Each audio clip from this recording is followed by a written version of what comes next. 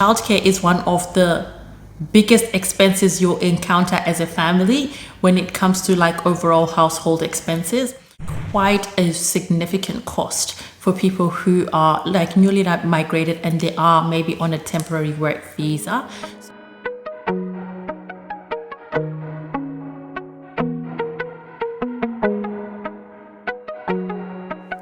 Hi everyone, I'm Kudzie Nicolle Mapiye and welcome. On this channel, I do videos about my life living here in Australia, and I also share different life lessons that I've learned along the way. And today I'm going to be talking about the cost of childcare in Australia and the different types of childcare that you can find. And if you're looking to move to Australia, I hope this information will be able to help you to understand the childcare structure and to know how much you might be expected to pay if you have children under the age of 5. So usually childcare is for kids who are maybe up to 5 years old, and it starts from the age of 6 weeks. So you can send your child to childcare in Australia when they're as young as 6 weeks old. And how the childcare is set up, there are 3 different types of childcare, 3 main types of childcare. So we have family daycares.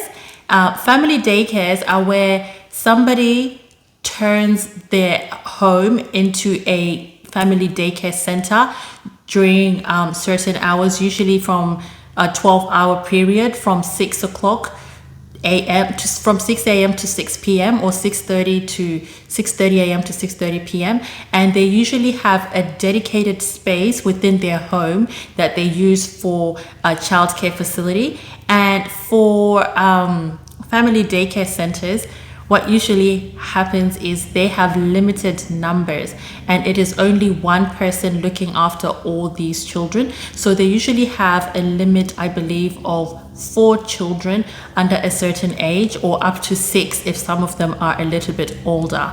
So this person will take care of the children, and they have a curriculum program that they take their kids through, and they're usually registered with like an overarching center that oversees the activities that they do with the children and everything. So it's not merely babysitting, it's actually learning. And family daycares are the cheapest option from what I have personally experienced to childcare, because childcare is one of the biggest expenses you'll encounter as a family when it comes to like overall household expenses.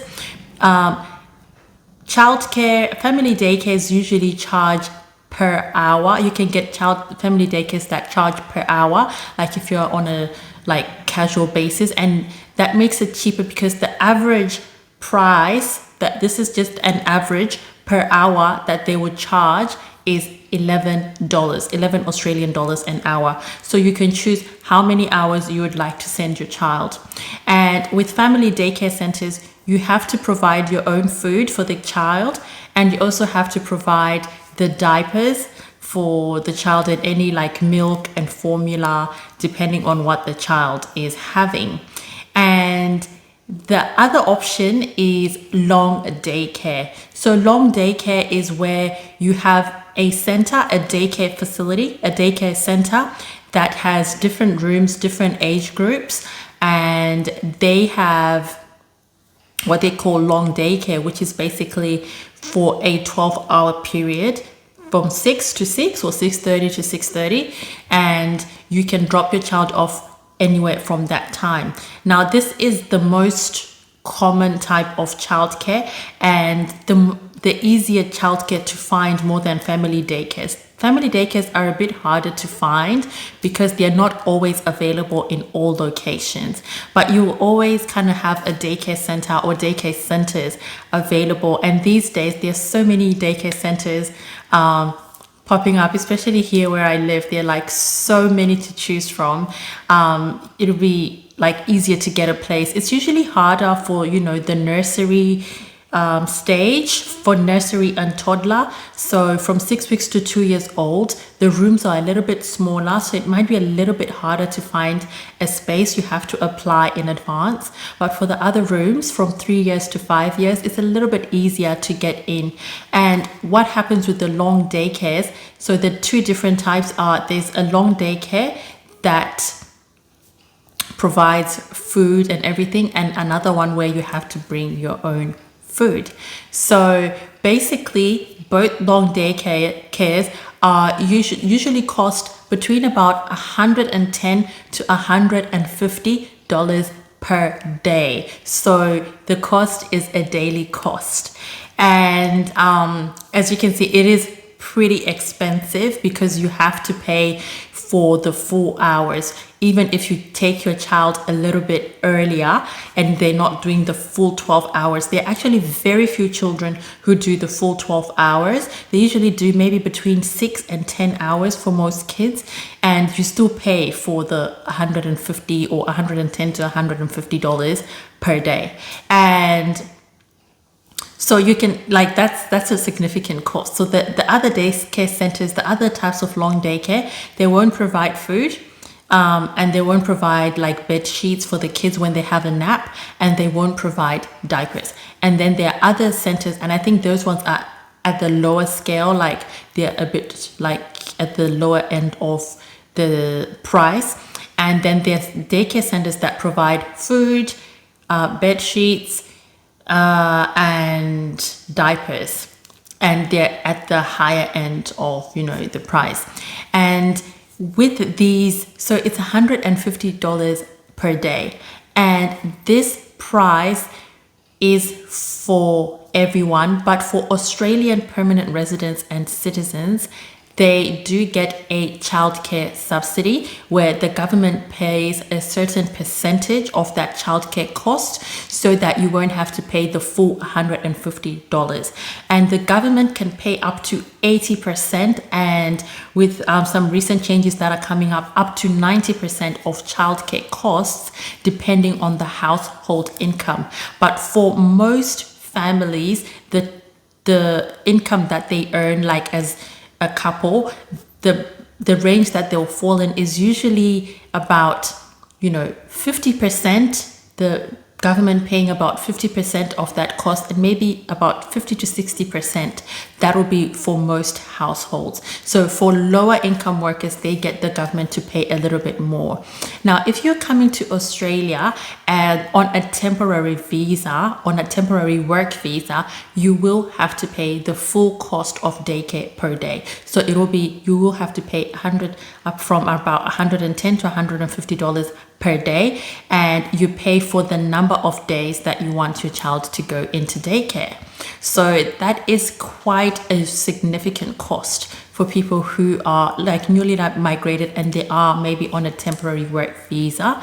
So that's one important thing to consider if you have children under the age of 5, how you'll be able to manage daycare. You might be able to afford them going to daycare maybe just a few days a week, but you have to make arrangements for the other days of the week that they don't go to daycare. And how Australian families, like people living in Australia, usually manage the childcare situation is they have different shifts that, you know, partners work in order to accommodate for, you know, the childcare needs. So most families won't be able to afford to send their child to childcare for the full 5 days of the work week. So they'll send a few days, and then one parent will stay with the child for the other days. So that might mean one parent works part-time, or they would work different shifts such as night shifts, or, you know, they can work it around as a couple on how that would work for them. So, you know, childcare will really impact your work schedule and the type of jobs that you and your partner might choose to take. And it's quite common for people living here in Australia to change careers when they have kids or they have kids in childcare, to have more part-time jobs or jobs that offer shift work. I have, you know, heard a lot of people doing that because just to be able to balance that, you know, childcare cost. And even for Australian permanent residents and citizens. If your child is not immunized, you will pay the full price. So the government doesn't subsidize the childcare cost if your child is not immunized. So that's the other requirement. If you want the government to subsidize the cost of childcare, your child has to be immunized. So there are some parents that I know of who are, living in Australia and they're permanent residents or citizens that choose not to vaccinate their children, and that means they have to pay the full price for daycare, which is a significant cost, but that's something that they have decided they are willing to do because they don't want to vaccinate their children.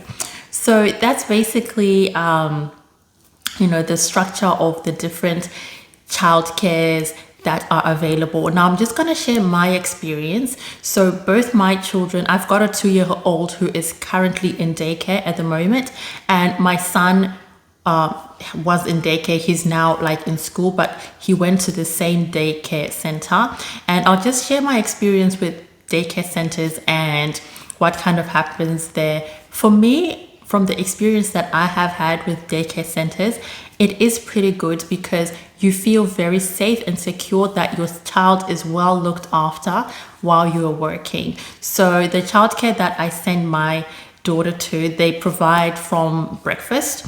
So if you send your child early, they serve breakfast from, I believe, between 7 a.m. and 7:30 a.m. They serve breakfast. So if you want to go to work a little bit earlier, they open at 6:30. You can leave your child at 6:30, and you don't have to feed them at home because, some kids won't be able to have a meal that early. So you can just drop them off at daycare, and when it's time to eat breakfast, they will be served breakfast, and they'll have breakfast, and then they'll have morning tea, they'll have lunch, and then they'll have afternoon tea. And if you pick them up later after 5:30, they are given another evening snack just to keep them going until they're ready to have their dinner at home.